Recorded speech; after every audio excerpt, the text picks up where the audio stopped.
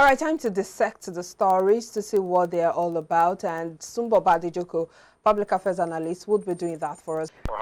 Let's begin with the fuel subsidy removal, which of course has been a major source of controversy in different quarters. Now, the Nigerian Union of Petroleum and Natural Gas Workers that NUPENG has said that they would have a National Executive Council meeting, and then they would come up with their position on this ongoing debate over the planned subsidy removal. But of course, we know that IPMAN has already taken a position saying that they are against this subsidy removal, while Pengasan is saying that, well, it's the way to go. The federal government needs to remove subsidy removal. What do you make of all of this backs and forth within all of the sectors, or unions rather?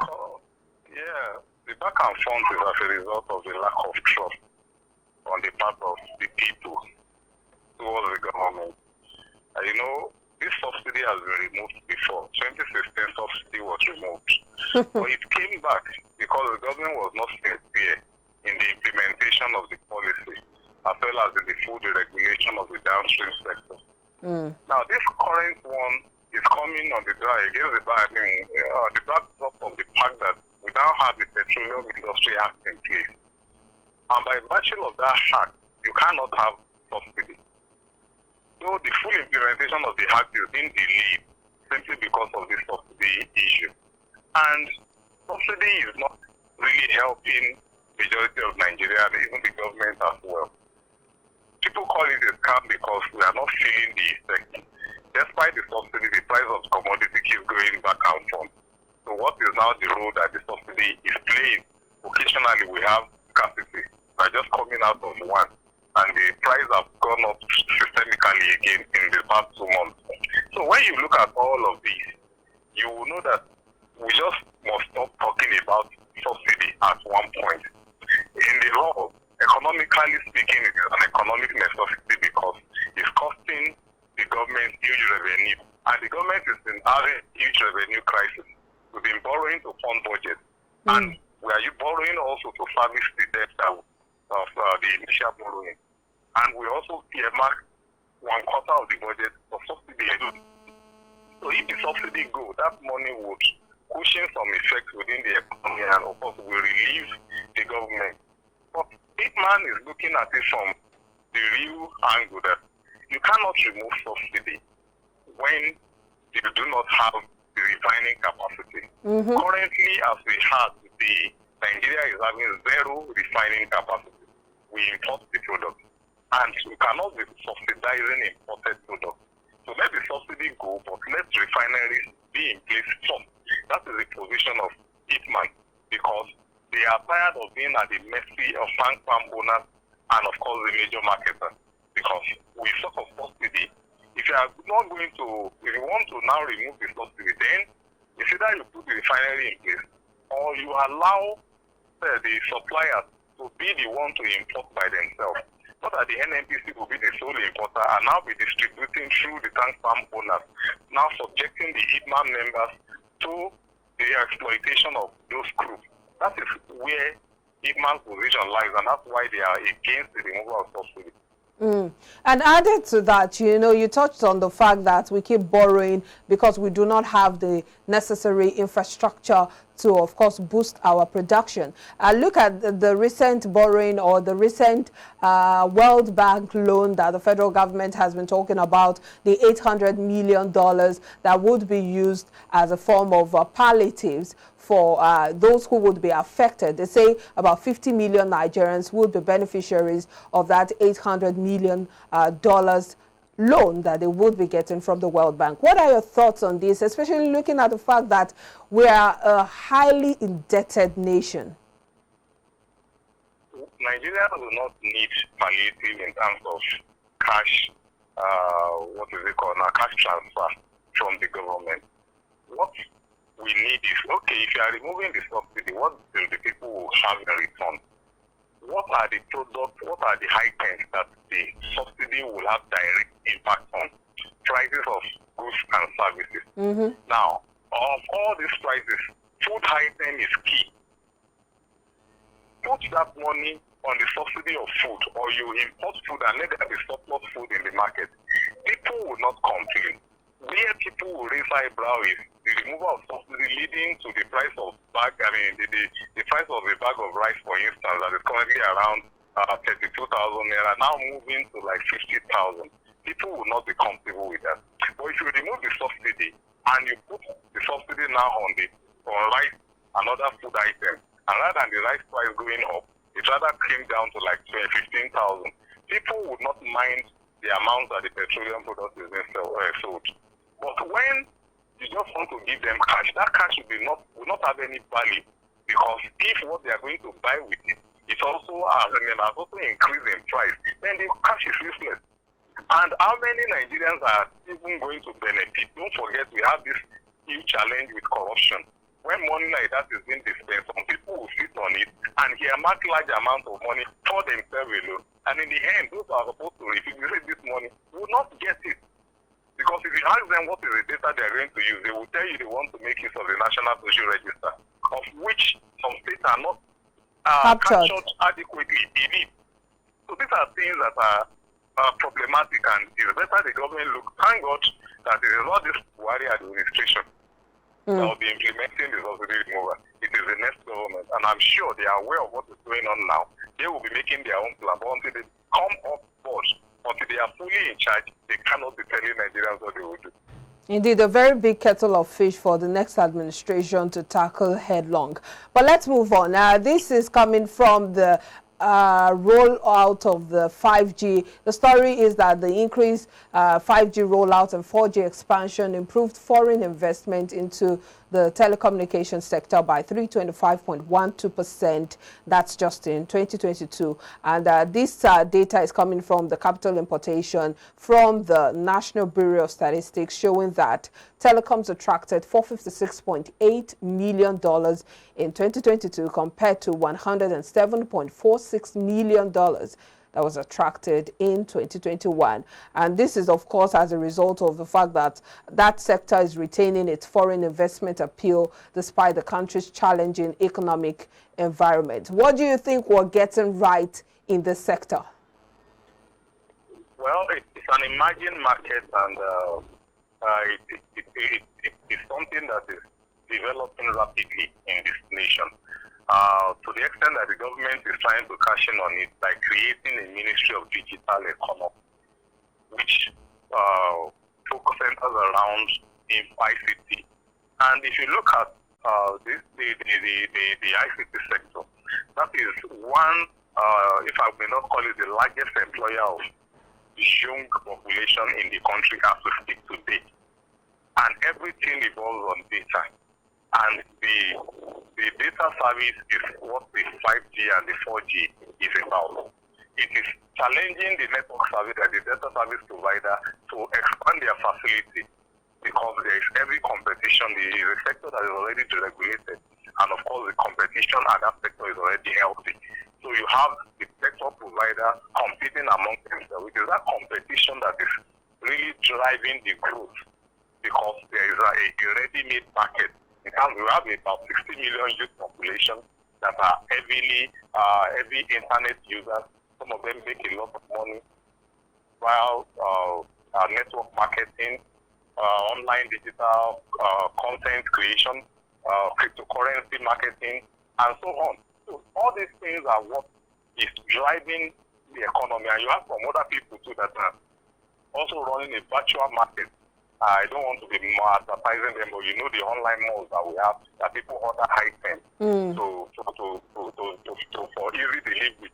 So all these things are all lying on the pedestal of the internet services, and that's why you are seeing that growth is going to increase, because more and more people are becoming ICT inclined, and they are embracing the use of the internet. And don't forget the COVID-2, the lockdown that we experienced, further revolutionized that sector. We now have virtual meetings rather than people traveling from all over the place to gather at one spot. We now do virtual meetings. We find people from respective locations who gather virtually using some online meeting platforms like Zoom, Google Meet, and the rest of them. facilities that are available that people now make use of, which is driving the market and is of course forcing the network provider to compete further among themselves. When provider A upgraded to 5G, you see the other ones also raising to also ensure that they have their own 5G setup, which is a significant improvement. And the figure that has been rolled out by the NBS is not surprising to me. I expect it to even go further come the next review. But if you look at the fact that, yes, we've moved from 4G to 5G, and that has boosted all of the online meetings and all of the virtual conversations that we now have as an alternative to the analog way of doing things before now. Shouldn't that also drive attention towards increasing the bandwidth of these networks, because we still have issues with the internet service providers and their network not being as stable or as sustainable as expected? That is where the government comes in.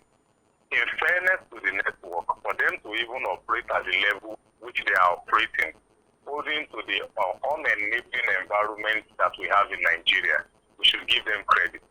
For that to happen, we have to have stable power. Stable power in terms, because most of these people, they operate on diesel and other alternative source of power generation, which is capital expensive. It makes it increases their own cost of rendering the services. So governments need to help them by making sure there is power. Then they need to improve on security, because the distance between one radio station to another is not the way, it's too wide. And because of they have to just make do with what they have. And they are supposed to use to be using reverted to the use of cable, as in the optic fiber cable.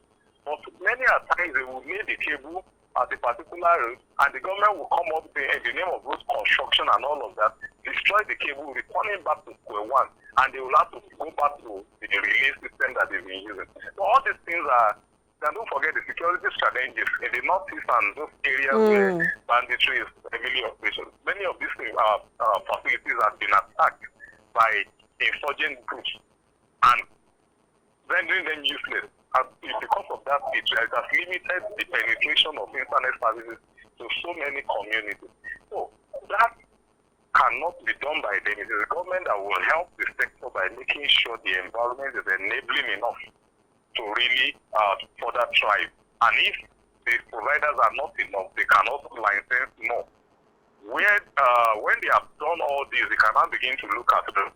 Okay, with all that we have done for you, you cannot be charging more than this particular amount per kilobyte or per second. So these are things that the government has not been doing that they need to do to really help the sector. Well, let's move on to Nigeria's aviation sector, which of course has been plagued with several challenges before now. Now, the latest is that the gateway, the flagship gateway, that's the Lagos-Murtala Muhammad International Airport, is suffering from underinvestment and poor service levels at various passenger touch points. That's according to IATA, the International Air Transport Association. And of course, they are saying that some of the issues or the challenges that this sector is faced with is a problem of infrastructure, and they're talking about poor funding, and that there is also a poor maintenance culture when it comes to all of these facilities. So what can be done to tackle all of these issues? Well, aside from those issues, I will pick one as the major one, and that is maintenance culture. In terms of facilities, I think the government of recently upgraded some of our airports, especially that MMIA. There is a brand new terminal that is currently being commissioned for usage. I've been there, I was there in February, and I saw the edifice that was there. But you know, prior to that, they renovated the old terminal. Both of them are now being used concurrently. But maintenance culture, you have this, the officials not handling some of the equipment in the right way and vandalizing them or being nonchalant about certain sensitive equipment. So that is affecting the sector. The other part is our aviation industry is not thriving Why? Because you have more outflow travel than inflow travel. What do I mean? People leave the country, more people leave the country than more people coming into the country. Security is the main reason why the inflow has reduced. Despite all the tourism is one thing that goes side by side with aviation. It promotes aviation sector. But our tourism potential is not being harnessed because we have huge security challenge. All the tourist sites are not accessible as we speak because of security concerns.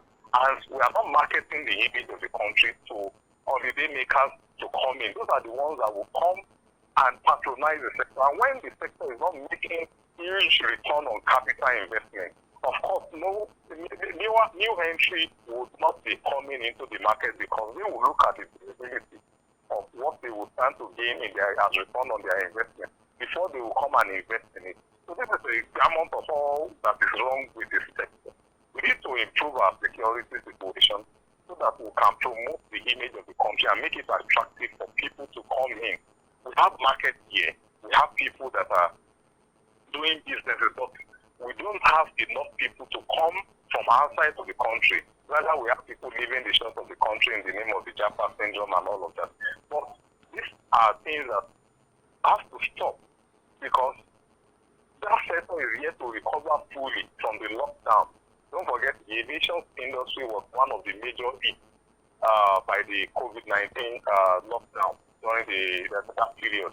The sector was practically grounded. Even when the lockdown was lifted, they had to be, facing the aircraft, and that forced the price of the ticket to go up, limiting the number of people that can now have forced to patronize them. So all these are the challenges that is in that sector, which need to be worked upon before there can be improvements in the investment. And what about our national carrier? You know, the aviation minister, Hadi Sirika, had said on several occasions. In fact, Nigerians had now, known him for that particular statement or that particular promise that the national carrier would be would be on board and would be working, would be effective. He has said that on several occasions, but we've not seen anything to that effect.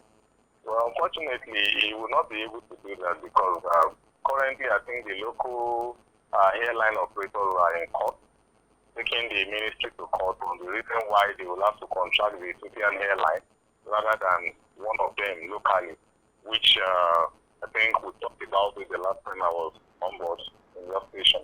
I personally did not subscribe to that, but of course you will understand the government looking at comparative advantage. Okay, Ethiopia has been succeeding in this sector. Let us partner with them and learn from it, tap into their success and the understanding they have. That could be the reason. But of course, we have local airlines like Airpeace and the rest that are also traveling out of the country and they are accepted in the airspace of those nations. So these are why would you leave this one and say they want to? But we are looking at it from foreign direct investment that capital will be coming into the country afresh because those local operators are already having their own capital revolving within the economy. It's not going to be an addition. That's why I feel, but they did not carry the stakeholders along. Most of the government policies are enshrined in secrecy. It is when they are about to implement it that they just announce to people. During the process of formulation, they have to carry the stakeholders along so that they can have their input to it. And the national carrier has been disabled by, years of backlog of arrears of salaries and pension. That was what prompted the launch of the national carrier 4 years ago. So they have to now divert the money to settlement of outstanding bill, which was now greeted by the COVID-19 and they are just coming out of it. But unfortunately, the court case will not make this minister to be able to achieve that thing. All right, let's wrap it up with this story coming from the NBS saying that the importation of motorcycles, popularly known as Okada in Nigeria, has fallen to 212.64 billion naira in 2022, representing a 42% decrease. That's from 367.39 billion naira spent in 2021. What would you attribute this drop to? You'd recall that recently different states have been banning Okada riders and Okada generally. The most recent was the one that happened in Lagos that took effect from June 2022. Would you attribute this drop to all of that move? Yeah, as a matter of fact, you just answered the question. Because that is the main reason why there is a drop. So that vehicle is one of the employers or emergency occupation that the able-bodied young men are taking up due to the unemployment situation that we have. But we now have a situation where it now became a device, one of the main things fueling insurgency. We've had cases of mass kidnapping carried out by the use of these bikes, and petty robbery within the city also being carried out by the use of these bikes. These are what have informed the banning of the usage of bikes in some of these states that we have. And of course, when there is banning, that means more and more people will be going up the services. And when more people are going up the service, or more states is no longer appreciated, even in Abuja, it's not allowed. That's the capital, or federal capital territory. So you find the situation where other states that used to allow it are no longer allowing it, and more people will have to look for other things to do. And when there is no demand for the product, the supply would drop. Those that are bringing it, the importation will definitely drop because people are not going to buy it, and if you import. But is that good for the economy, though? Because apparently it means that some people have lost their jobs and livelihoods. And they would have done, some had migrated to other areas where they are. For instance, in Oyo State, we had a lot of influx of Okada riders, yes. Away from Lagos, coming down here to now be doing this. But the thing is, it increases the level of competition, and what they are supposed to be making from the service will reduce, because when there are plenty of options, people would not patronize the ones that are expensive. But as you said, people have left that service to pick up some other services because they will just have to, because they must survive at all means. So that's what has happened. So it's a service that is being abandoned, not that they're actually out of job. Most of these people are artisans naturally, is because there is absence of power, and they are not making money from the trade, the skills they've acquired. That's why they look for alternative means to supplement the skills. So some of them have gone back full time into the skills they have acquired, and that is what they are currently doing now. All right, that's a fine place to leave it. Thank you so much for the spot-on analysis. Very apt. Sumbo Badejoko, Public Affairs Analyst, thank you for your time. Thank you for having me. Still to come after the break, in the trading week ended Thursday, April 6th, the Nigerian Exchange Limited All-Share Index and equities market capitalization depreciated by 2.28% to close at 52,994.13 points and 28.8 trillion naira respectively. We'll look into this after the break. Don't go anywhere.